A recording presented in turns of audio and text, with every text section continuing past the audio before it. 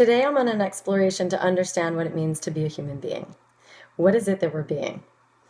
In this stage of my conscious evolution, I believe that our beingness is a state of emptiness. It is a void that's between the gaps of thought. And this void is nothing and everything simultaneously. It's pure potential and it's love. So where does that leave us in the day-to-day? It's a challenge because we are in a state all the time dancing with various states that are changeable, that are movable.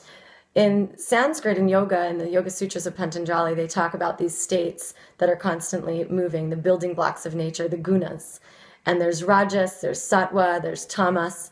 Rajas is preservation, sattva is creation, and tamas is transformation or death.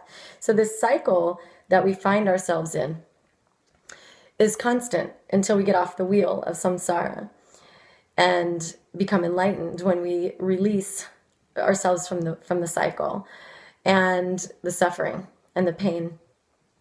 While we're here, we're learning. This contrast affords us the ability to learn and non-attach and see our reactive nature to the gunas, to this nature that's movable, changeable, and variable.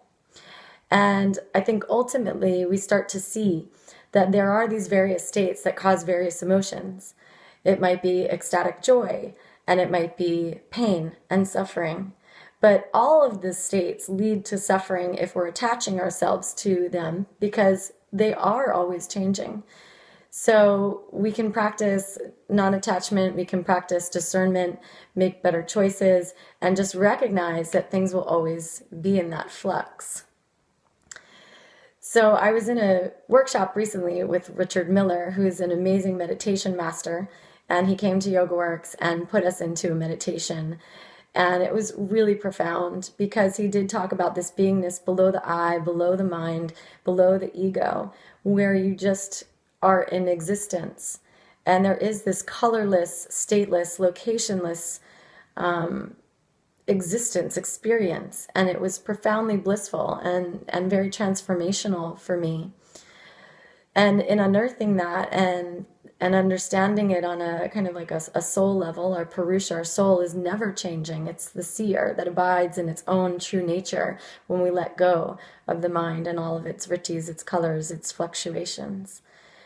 And now I encourage you as my community to maybe look up Richard Miller and see if you can gravitate towards some of his meditations, or start to look up some meditations. I've been using Deepak Chopra as well lately, and start to meditate on this emptiness, this void, and see what happens for you.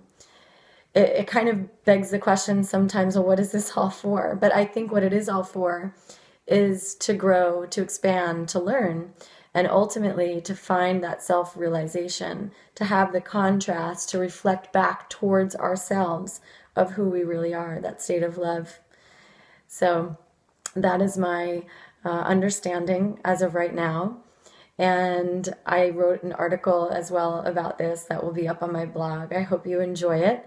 If you have any questions or if you want any recommendations for meditation, please feel free to reach out to me. And I hope to talk to you real soon. Thank you.